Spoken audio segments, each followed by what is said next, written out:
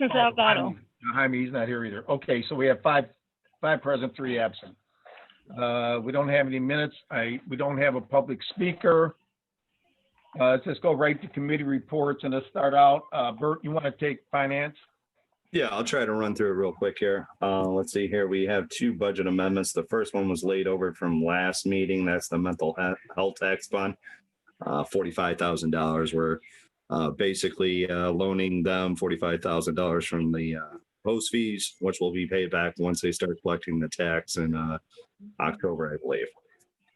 So that should pass. There was no opposition to that. The next is the sheriff's budget amendment for $2.7 million. That was laid over from the August 13th meeting. We did have a subsequent amendment that came up that Paul Arena raised that would, and that is in the next item, basically would give Steve Chapman the precedent to find the funds along with the department head or elected leader or official who is seeking the budget amendment. So either from their budget or from the general fund, but it would identify where the funds would come from, which essentially we do now. So I don't know if this is just redundant or if it's just redundant, but it seems redundant. Sounds So, like it's redundant. Yeah, I mean, and this is one of those ones where the sheriff has spent the money anyway, right? Correct. So he's not required to, come up with the funds. I mean, anyone else feel like a resolution instructing the state's attorney to charge? Angie is aboard, I believe. I just got on. Okay, Angie, we just started on finance. Go ahead, Dan. I would just like to remind everyone that it is still a misdemeanor in the state of Illinois to exceed your to exceed your budget, and it's one of these years we might actually want to start enforcing that. Just saying. Yep. And that is one of our abilities with the sheriff. We can set the budget, we can set the number of deputies, and we can enforce the law. But the law is kind of tough to enforce. We talked about this many a times on finance committee with Mr. Biondo when he was on, and that's, one of the points that he always brought up, but we've never really held anybody to task. But I think it's time that once we set the budget, that's the budget. This is someone that ran on the principle that he has to work inside of a budget. That was what he stated when he ran for sheriff. And if he couldn't work inside of a budget, he wouldn't have been employed at UPS. So he said it wouldn't be a challenge or an issue to work inside the budget that the county set forth. But then again, you have the other people that say that we never funded the sheriff properly to begin with. So that's why he's overspending, because we didn't provide the spending.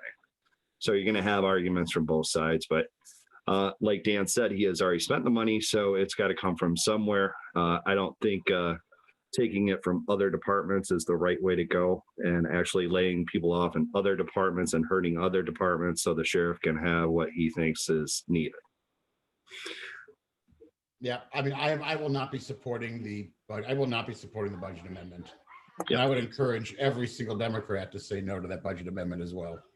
Yeah, I spoke to Jaime about what he proposed about how to go about this.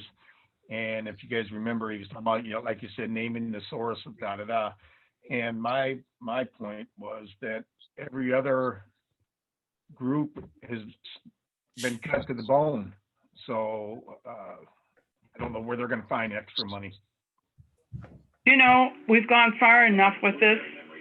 It's too bad that we have to take from other departments that are so thin right now, who follow what they're supposed to do in regards to meeting their budgets, and yet he's going to get away with this again.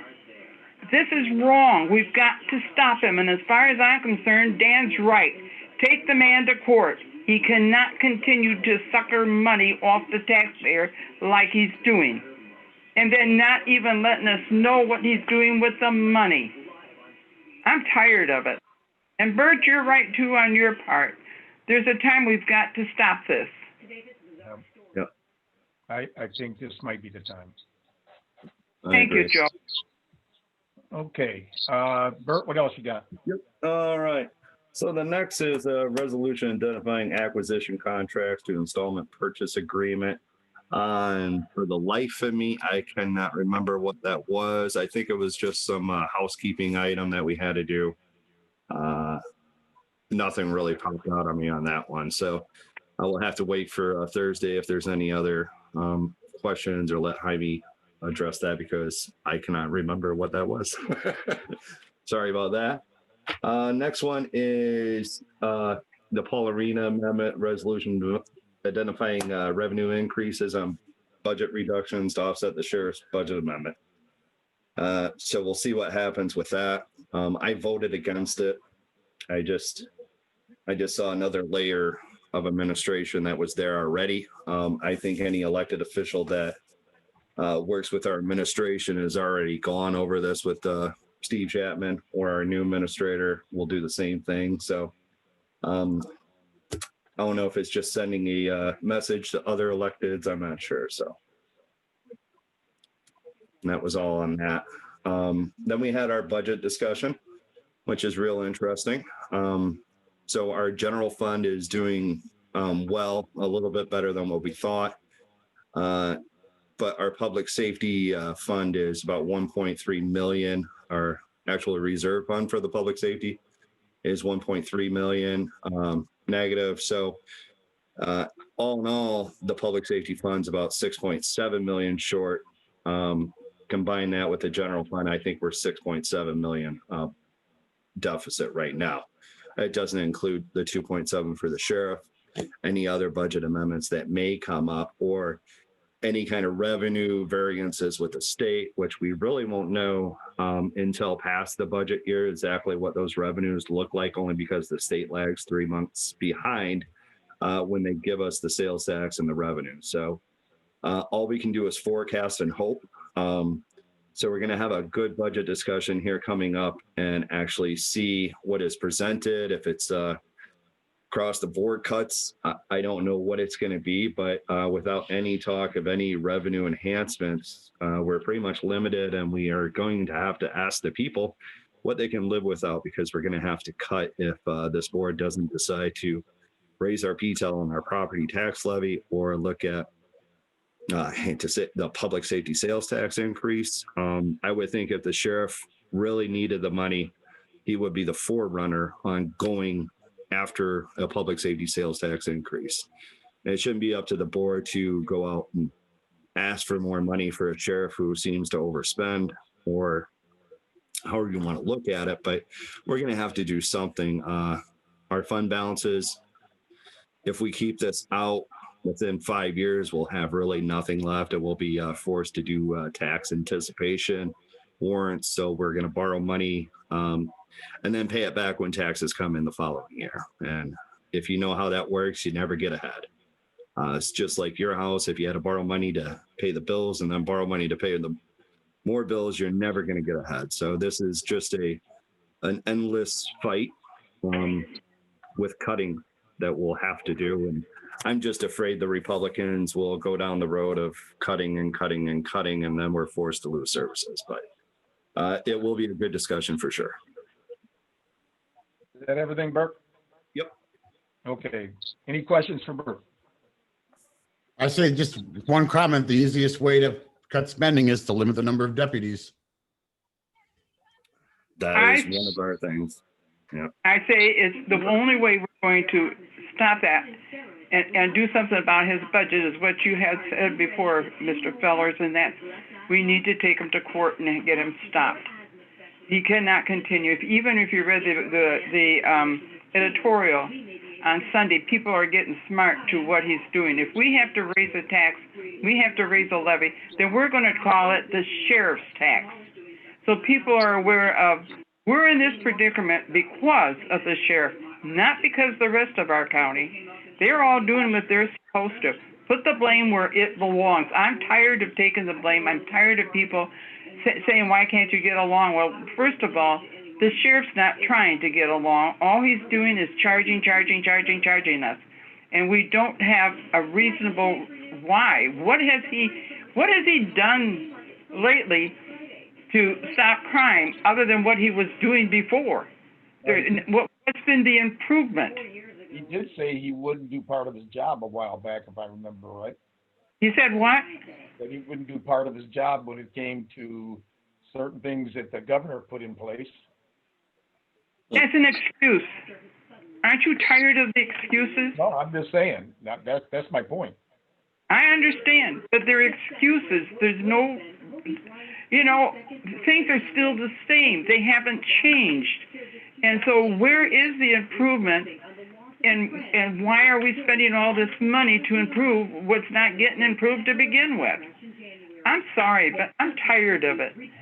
And I will vote no on this whole thing, but we have to find a solution. And it's not going to be taken from our other departments. If we have to raise a levy for the sheriff, we will call it the sheriff's tax. And that's the only way. And that every year it's going to go up and up and up until we get a new sheriff. So that's something that, where is his reserve? Where is his, I don't know. I'm frustrated with this whole thing right now with the sheriff. Too many people are suffering because he can't make his budget balance. I'm sorry. And what is our solution? We'll have a chance. Preach, Angie. Keep going. Don't stop. You don't want me to YouTube keep likes are going up. We got to get going. We got you, Andrew. 14 minutes. I'll get off my soapbox when you guys tell me how we're going to stop this. I think just what everybody just said. Yeah. I think that's how we stop it. Okay, but he's going to come back and sue us again.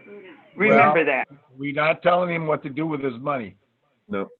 That's what we're not telling him what to do with his money. Besides, We're just telling him that is his money. Yep, we're just going to tell him how much money he has and how many deputies he has. That's what I'm saying. We're not telling him that's it. He has to figure it out himself. So. I got this conversation a little late. Go ahead. I think that's pretty much it. I think everybody has the same sentiment that you do, Angie, right now, from what I can tell. And not just on our side. I think the other side's pretty much there too, except for a couple. So. One of those times where we're missing Boomer. Well, we've got there's two that keep preaching it's for public safety. I need to know what they have done recently for public safety and how they have improved it, because it's still the same. And so is it really for public safety? I don't know. Maybe I'm blind to what has been done. You have to make his case, and I haven't heard it yet. Yeah. So. I just want to say it's really hard to have a conversation with another elected official when every time there is his attorney present in the room. So it makes it really hard to have a good, fruitful conversation. He doesn't come to speak to us, so. No, if we weren't paying so many attorney fees, we'd have a little extra money. We might, yeah. So, all right, you done, Bert? Yes, sir. Let's move on to operations. Dorothy, you have anything? There's nothing on the agenda, Joe. Okay. All right, Public Works, Bert or Dave?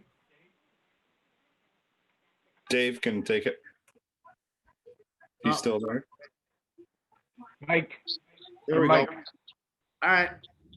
Yeah, we got a handful of resolutions here.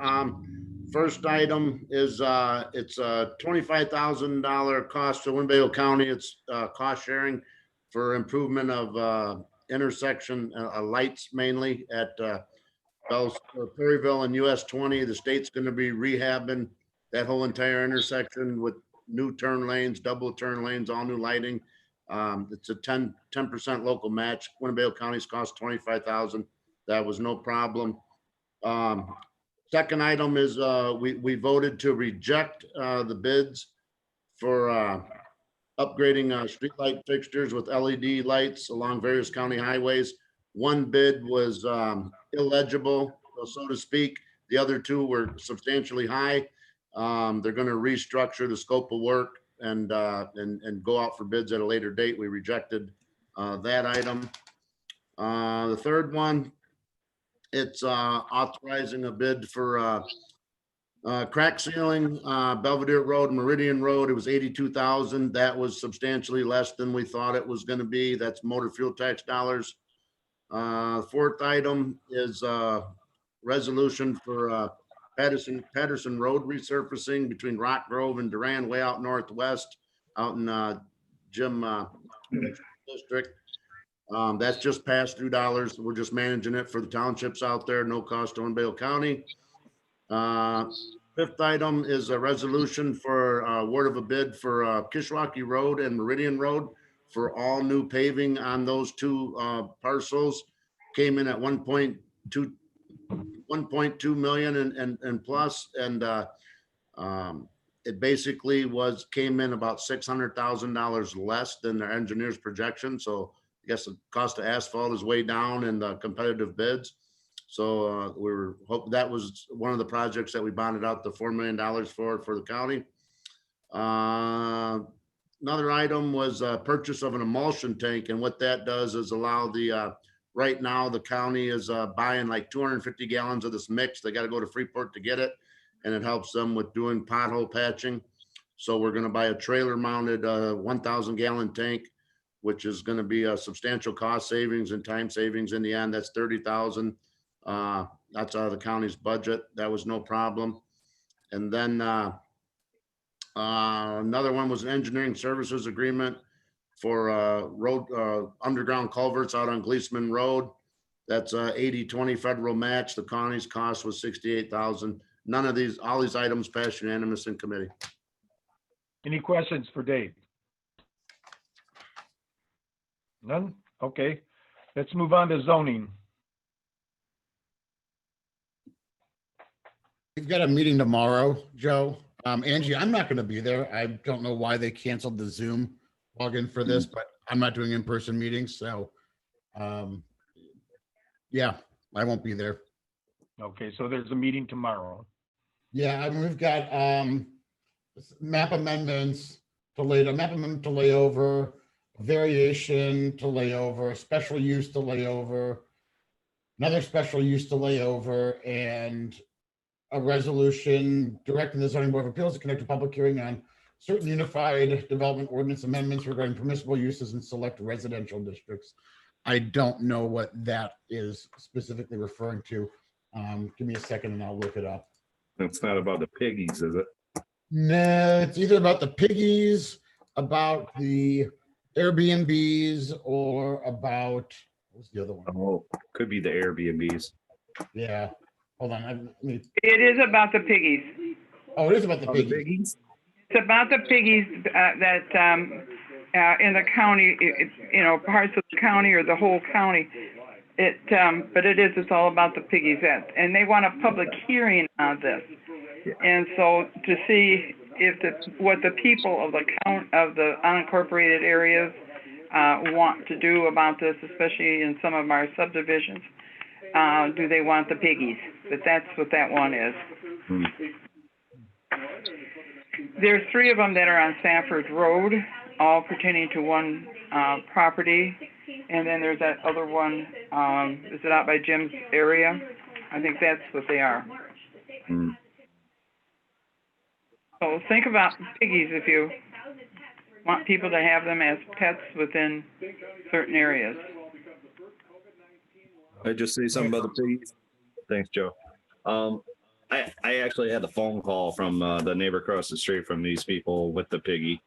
And apparently they just wash everything down the road from the pig. They keep them out in the garage. It's not like one of them little pot-belly pigs. There's no such thing. They always start out small, but pigs grow into pigs and they grow big. And that's usually when most people get rid of them.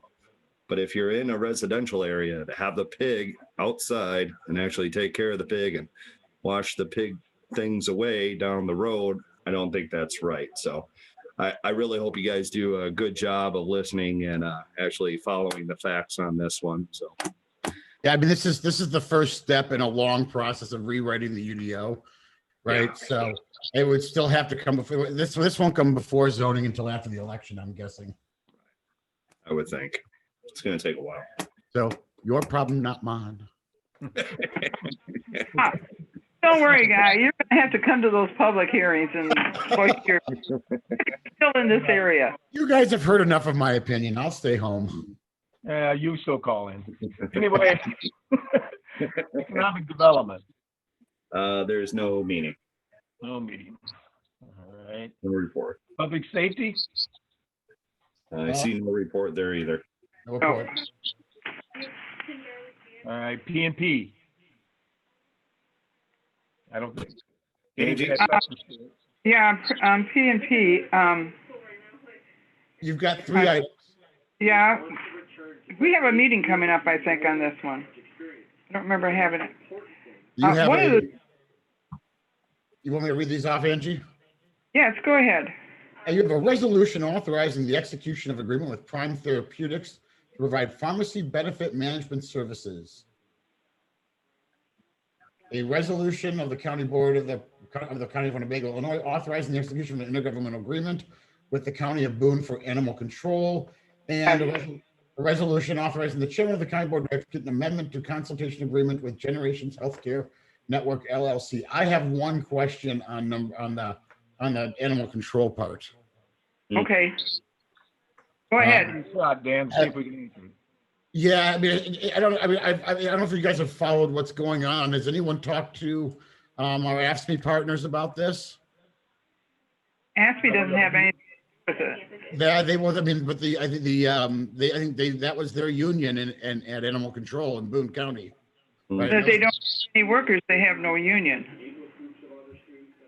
Fair enough. Huh? Now, from what I understand, it's supposed to be make the county, Winnebago County should make a little money off it. Just, Yes, we should.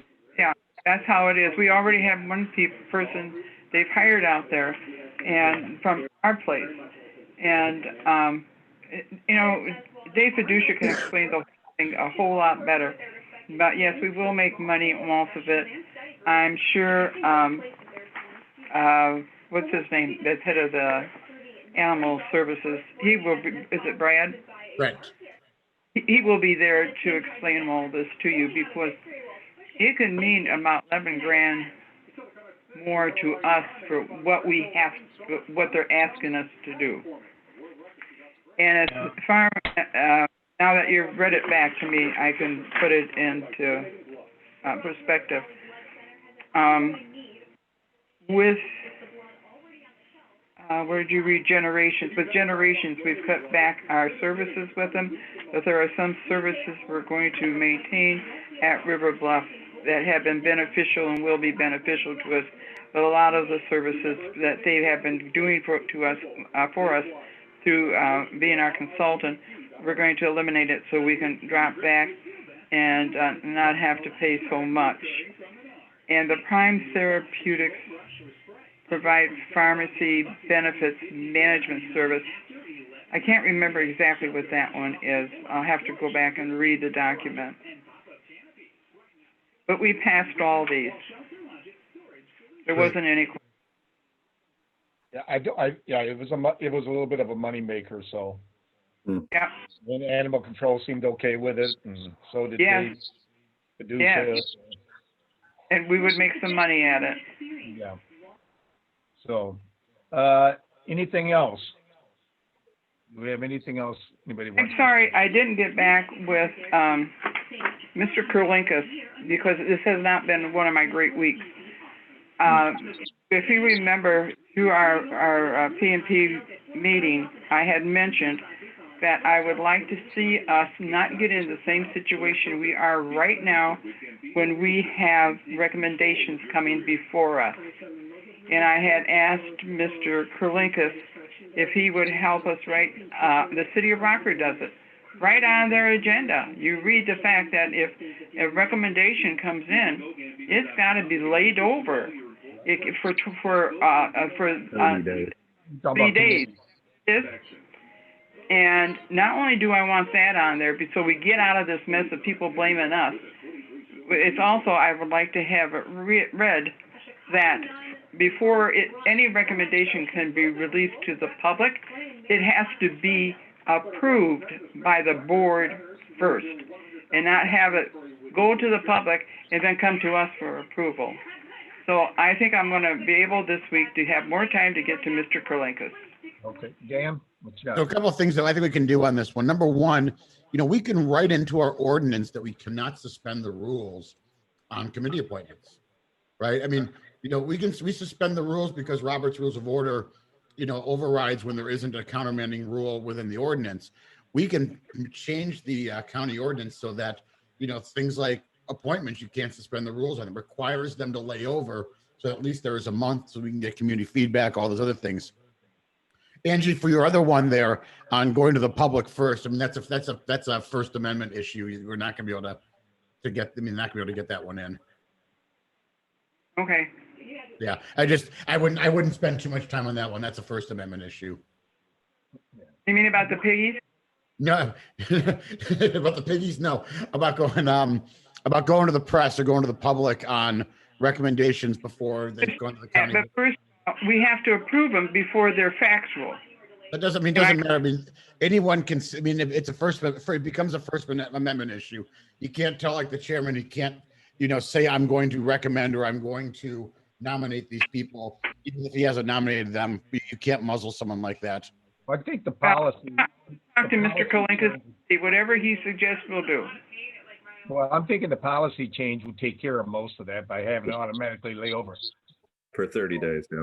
Yeah, that's going to take care of. An emergency, then we can suspend the rules on an emergency. Right. Yeah, I mean, emergencies are the no-brainers where someone has stepped away or it's a reappointment, something where, it's a non-issue. It's exactly what the city of Rockford does. They suspend and then they pass those. But if it's something that, the board or a committee needs more time, I think 30 days is the way to go. And I would like to see all the appointments make it through the diversity committee, Angie's committee, and at least have it start there. I think a committee, they can look at the folks, see if they're the right fit for the right job. Maybe they belong in another appointment. I don't know. So it'd just be nice to have the chairman work with a committee on appointments. And I think it would just make life a lot easier for everybody, and especially the appointees that are going through the process. Absolutely. This is the first time we've ever been in a situation like this. And many of us have been here for a few years, and so we know that this isn't the norm. we never had a chairman like this before. So I think you're absolutely right. We have to get a procedure that works and not get backdoor like we did on this one. Thank you. Bert, did you want to go into closed session to go over those? There was a couple pending litigations that we discussed in finance, but I do believe that Marilyn is going to go into closed session Thursday and discuss those with the board. I mean, I'd love to go into closed session just to discuss a couple of them beforehand. I've got some questions and I want to see what kind of alignment we're in. Dave, you're saying no. You want to get out of here? No, I mean, if we're just going to hear a repeat and more clarification from Marilyn, I mean. No, I mean, again, I don't want to have a conversation here. You know, if I can get 5-10 minutes so I can get a couple of clarifications within this group and no other group, I would appreciate it. I'm fine. I just don't know if more information is going to come Thursday is all. I mean, don't matter to me. Well, Me either. I'll make the motion to go into closed session. Why don't we do this, Dan? If everybody else, if they don't want to go into close, why don't we just do this? We'll have Bert give you a call and go over it with you if you want. Bert, is that okay with you? No, that's fine. There's some people. Dan's got something else he wants to talk about, though, possibly. I want to talk with as well. I mean, I think this is something that we should talk about as a group. Okay. Well, then let's Make a motion. have a motion to go into closed session. I'll make the motion. Angie? Right, motion to go into closed session to discuss pending litigation. And then litigation. Then we need a roll call. Dan is making a motion for seconding. All in favor? Aye. Aye. Aye. Aye. Aye. Okay.